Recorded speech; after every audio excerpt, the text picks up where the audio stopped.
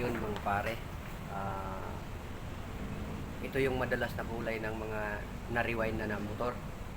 Ah, Katulad nito, bagong rewind to, at saka yung ginawa ko kahapon na kulay pula yung blade.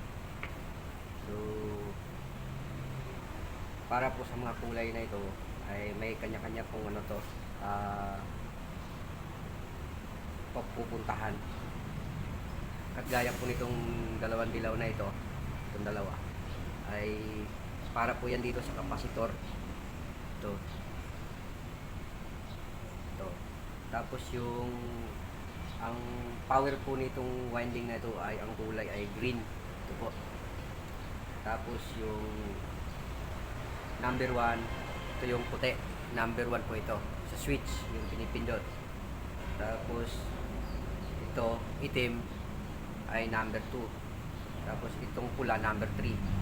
So, yan po yung kadalasan na nakikita pong kulay sa pagre-rewind nila. Yun yung kadalasan na nakikita ko maliban sa mga original. Ito po yung madalas. So lagi nyo lang tatandaan, ito ay kulay green, ay ano to, power supply ito. Kasi pagka nagkamali po kayo dito ng lagay ng power ay puputok po ito, susunog itong motor. Okay, hanggang dito na lang mga pare, salamat po.